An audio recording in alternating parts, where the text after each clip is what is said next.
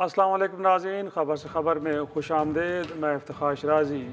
وفاقی بجٹ آنے کو ہے اور یہ بجٹ عوام کے لیے خوشخبری ہوگا، ایک نئی آزمائش۔ یہ بحث تو ہر بجٹ سے پہلے ہوتی رہتی ہے، لیکن عام آدمی کا ایک اور گلہ بھی ہے کہ اب تک ٹیکسوں کا بوجھ تنخواہ دار طبقے پہ اور ان لوگوں پہ ڈالا گیا ہے جو پہلے سے ٹیکس میں موجود ہیں، اور ایک بڑی تعداد میں تاجر برادری موجود ہے جنہیں ٹیکس دینا چاہیے لیکن وہ ٹیکس نیٹ میں ابھی تک نہیں ہیں۔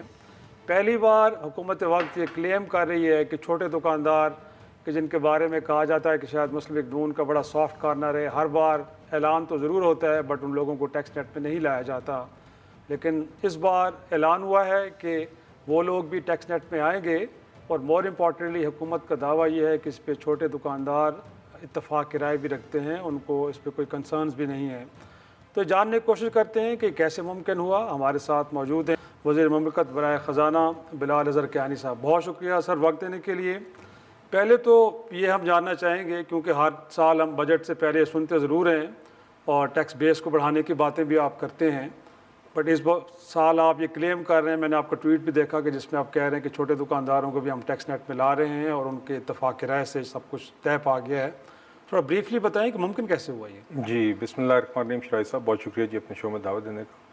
شرازی صاحب یہ آپ جانتے ہیں کہ بجٹ سے قبل کنسلٹیشنز ہوتی ہیں، آپ سالوں سے چیزوں کو وٹنس کر رہے ہیں، تو ایک وزارت خزانہ میں دیگر انڈسٹریز کی ایسوسیشنز، ریپریزنٹیشنز، بزنسز، معیشت کے دیگر طبقات اور دیگر حصے اپنے نمائندے، ان کی نمائندے آتے ہیں اور بجٹ کی تجاویز پیش کرتے ہیں۔ اسی مشاورتی عمل میں میری بہت سارے کاروباروں سے اور ایسوسیشن سے پچھلے مہینے ڈیڑھ میں ملاقات رہی ہے۔ وفاقی وزیر خزانہ صاحب بھی ملتے رہے ہیں، ہمارا ٹیکس پالیسی آفس بھی ملتا رہا ہے۔ اسی مشاورتی عمل کے سلسلے میں ہم نے انجمن تاجران کے بھی ساتھیوں کو دعوت دی، بالخصوص اجمل بلوچ صاحب اور کاشف چودھری صاحب اور ان کی جو تنظیمیں ہیں، ان سے ایک ہمارا مشاورتی عمل شروع ہوا، جس کا آغاز یہاں سے ہوا کہ کس طرح ہم اس سلسلے کو جو ابھی تک نہیں چل پایا آگے لے کے چل سکیں۔ تو بات کے آغاز میں ماضی کی اسکیموں کے نہ چلنے کی وجوہات بھی ڈسکس ہوئیں، دکانداروں کے، انجمن تاجران کے اینڈ سے جو تحفظات تھے یا جو ان کے کنسرنز ہیں اس کے متعلق بھی بات ہوئی، اور ان سب باتوں کو کرتے کرتے ہم ایک مشاورتی عمل کے تحت دیگر ملاقاتوں میں ایک اسکیم شکل پا گئی۔ ہم نے بیٹھ کے ایک خد و خال بنائے، اور یہ جو ڈاکیومنٹس میں نے کل ریلیز کیے، جو ہم نے کل جس کا اعلان کیا، جس میں ایک 1 پیجر ہے جس میں اسکیم کے سارے نکات ہیں، ایک سادہ فارم ہے آپ کے سامنے ایک صفحے کا اردو میں جو کہ ساری مقامی زبانوں میں بھی ہوگا، اور ایک جو FBR کی پلیٹ کا ڈیزائن ہے، یہ ان چیزوں کی ایک ایک حرف اور ایک ایک ڈیٹیل ہم نے ان نمائندوں کے ساتھ بیٹھ کے طے کی۔ تو اسی لیے، اور اس مشاورتی عمل کے نتیجے میں یہ طے ہونے والی اسکیم کا آپ نے اس کے بعد دیکھا کہ تقریباً کوئی 8-10 دن قبل ان دونوں تنظیموں نے باقاعدہ پریس کانفرنس کر کے مطالبہ کیا۔ تو ہم اب یہ اسکیم جو ایک مشاورتی عمل سے طے ہوئی اور جو انہوں نے مطالبہ کیا، ہم وہ اسکیم لے کے آئے ہیں، اور انشاءاللہ ہم امید رکھتے ہیں کہ اس دفعہ ایک جوائنٹ اونرشپ سے، جس کے اندر ایک انسینٹیو بھی ہے دکانداروں کے لیے کہ وہ اس اسکیم میں آئیں کیونکہ اس کے دیگر فوائد ہیں، اور جس طریقے جس جذبے کے ساتھ ان تنظیموں نے اس کو کل خیر مقدم کیا ہے اور اس کو اون کیا اور کہا ہے ہم اس کو آگے لے کے چلیں گے، تو میرے خیال سے ایک اجتماعی ایفرٹ سے مجھے امید ہے ہم اس کو کامیاب بنا سکیں گے اور میننگ فل طریقے سے دکانداروں کو ٹیکس نیٹ میں لے آئیں گے، تاکہ جو بقیہ طبقے ہیں فارمل سیکٹر کے جو اس بوجھ کو ابھی اٹھا رہے ہیں، یہ کندھے جو اس بوجھ کو اٹھا رہے ہیں ان کندھوں کی تعداد میں اضافہ ہو جائے۔ صحیح ہے، لیکن ساتھ میں یہ بھی جاننا چاہیں گے کہ ڈیٹا آلریڈی موجود ہے کہ کتنے چھوٹے دکاندار ہیں کہ جو ٹیکس نیٹ میں آنے چاہیے بٹ نہیں آ پائے، کیونکہ آپ نے کہا ایک بریکٹ رکھی ہے کہ 20 کروڑ اور اس سے کم جو بھی سالانہ ایک طرح سے فروخت رکھتے ہیں ان کو اس نیٹ میں لایا جائے گا، اور پھر ساتھ میں یہ بھی جاننا چاہ رہے ہیں کہ اس سے کتنا کچھ آپ ریونیو جنریٹ کریں گے، اور اسی کے ساتھ جڑا سوال، کیونکہ جو آپ کی ایک ویژول لسٹ ہے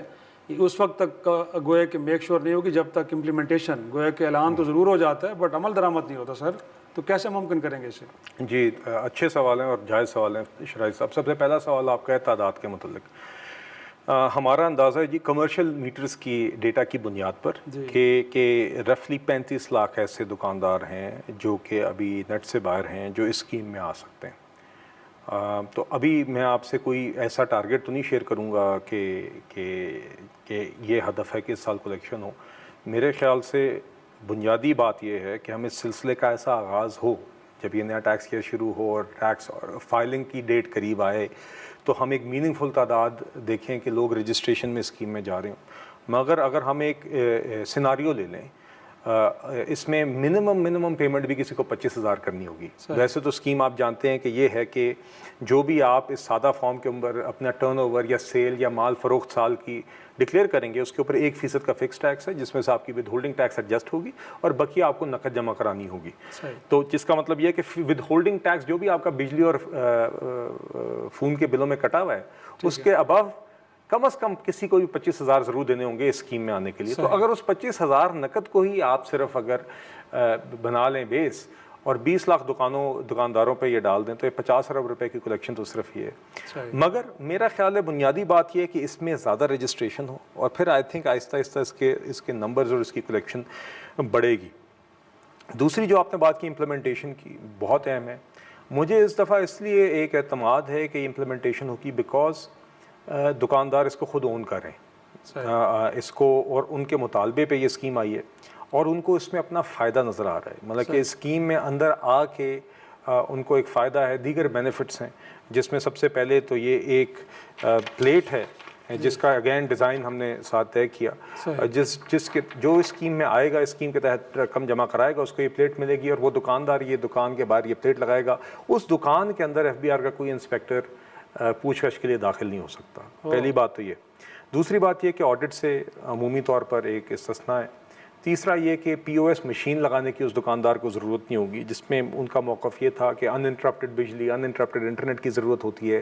ایک اور کاسٹ یہ ہوتی ہے کہ کوئی ایک HR یا لیبر رکھنی پڑتی تھی, کوئی ایک شخص رکھنا پڑتا تھا جو کہ اس مشین کو چلاتا تھا. تو اور آخری یہ ہے کہ ود ہولڈنگ ایجنٹ ان کو رہنے کی ضرورت نہیں ہوگی. جو مال وہ خریدتے ہیں اس پہ ود ہولڈنگ ٹیکس کاٹ کے FBR میں جمع کرانا ہوتا ہے, تو یہ کمپلائنس برڈن ان سے ہٹ جائے گا. تو ان چیزوں کی وجہ سے ہم سمجھتے ہیں کہ لوگ اس میں آئیں گے. مگر اس میں ایک بات بڑی ضروری ہے شرازی صاحب کہ یہ اسکیم آپشنل ہے.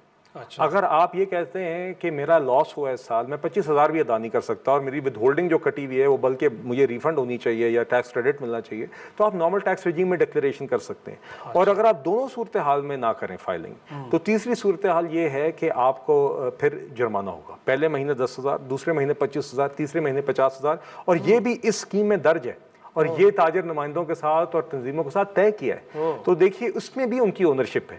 مقصد کیا ہے کہ اگر آپ آسان طریقے سے بھی فائلنگ نہ کریں, نارمل سے بھی نہ کریں, پھر جرمانے کی طرف ہم جائیں گے. اور مقصد یہ ہے کہ ون وے اور اندر ہر دکان سے FBR کی کلیکشن ہوگی. صحیح ہے. یہاں تو لگ رہا ہے آپ کی باتوں سے کہ آپ نے FBR کا جو رول ہے اس کو لگتا ہے زیرو کر دیا, منیمائز بھی نہیں کہ آلموسٹ زیرو کر دیا ہے. بٹ باقی سیکٹرز کے اندر بھی لوگ بڑا گلہ کرتے ہیں, وہاں پہ بھی گویا کہ آن ڈیو ڈیمانڈز یا اسیسمنٹ بڑی الٹی سیدھی کی جاتی ہیں. کئی لوگوں نے جا کے اپنے کیسز بھی لڑے ہیں. تو FBR مشینری کے بارے میں بھی بڑی ایک ہے کہ ایک تو کرپشن کا ایلیمنٹ ہے, ساتھ میں شاید انیفیشنسی کا ایشو بھی ہے. کیا اس کو ایڈریس کرنے بھی جا رہے ہیں؟ کیونکہ ہر سال ہوتا تو یہ کہ ٹارگیٹس رکھے جاتے ہیں بٹ کبھی بھی ٹارگیٹ میٹ نہیں ہوتا. شاہی صاحب, ایک تو ٹارگیٹس کے حوالے سے میں کہوں گا جی ٹارگیٹس ہمیشہ ایمبیشیس ہوتے ہیں, مگر اگر آپ اوور آل کلیکشن دیکھیں نا جی, تو آپ نے دیکھا ہے کہ پچھلے سال ہماری 26% ریونیو گروتھ ہوئی تھی.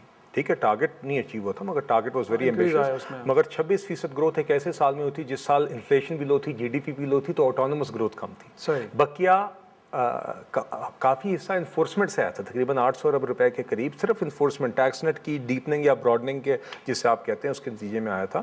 اور اس سال بھی جو ہماری انفورسمنٹ ہے اس میں کافی کلیکشن ہوئی ہے. اور دیگر سیکٹرز میں آپ نے دیکھا پروڈکشن مانیٹرنگ کا نظام, سیمنٹ, شوگر, ٹوبیکو, ان میں خاطر خواہ پروڈکشن مانیٹرنگ اور ٹریک اینڈ ٹریس کے نتیجے میں انفورسمنٹ کی مد میں پیسے آئے ہیں.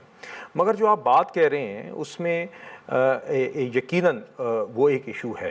اور اسی لیے آپ نے دیکھا ہے کہ جو 2 دن پہلے پرائم منسٹر صاحب نے ایک میٹنگ کی FBR کی, اور اس کے بعد ایک پریس ریلیز آپ نے دیکھا ہوگا آئی تھی, اس میں ایک فیس لیس ان لینڈ ریونیو کے آگے آپریٹنگ ماڈل کی کا ذکر تھا, جس میں آڈٹ کے فنکشن کو بھی فیس لیس کیا جائے گا, اسیسمنٹ کے فنکشن کو بھی فیس لیس کیا جائے گا, فیلڈ آپریشنز کو علیحدہ کیا جائے گا. یہ اس کا ایک ویژن ہے کہ یہ 3 سیپریٹ یونٹس پہ FBR کی ان لینڈ آپریشنز کو چلایا جائے, جو فیلڈ آپریشنز بھی ہوں ان کے پاس ڈسکریشن نہ ہو, وہ بھی طے شدہ ایس او پیز کی بنیاد پہ اور جو پیچھے آڈٹ یا اسیسمنٹ ہے اس کی بنیاد پہ چلے, اور ان کے پاس منیمل ڈسکریشن ہو اس. اور ادروائز بھی آپ کو انشاءاللہ اس فائنانس بل میں بھی نظر آئے گا, اور overall F B R کی طرف سے ہماری کوشش ہے کہ فیلڈ کے اوپر ڈسکریشن کو منیمائز کیا جائے, جو اکثر مسئلے کی جڑ بنتی ہے.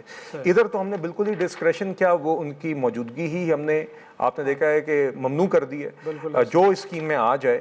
تو مقصد یہی ہے کہ لوگوں کے لیے as of doing business create کریں, جو لوگوں کے جائز ایشوز بھی ہوتے ہیں گراؤنڈ پہ ان کو ایڈریس کریں, اور ساتھ ہی ساتھ پھر ٹیکس میں براڈننگ کریں اور لوگوں کو پھر انکریج کریں ان اے مور والنٹری مینر کہ وہ آ کے اس میں ٹیکس ادا کریں. یقیناً دو یہ کہنا ضروری ہے کہ ساتھ ہی ساتھ اس ٹیکس نظام میں انفورسمنٹ اور انکریجمنٹ دونوں ساتھ ساتھ چلتی رہنی ہوگی, مگر یہ ایک طریقہ اس کا جائز ہونا چاہیے اور اس کا ایک توازن رہنا چاہیے. ناظرین, پروگرام ایک چھوٹا سا بریک کے بعد گفتگو کے سلسلے کو آگے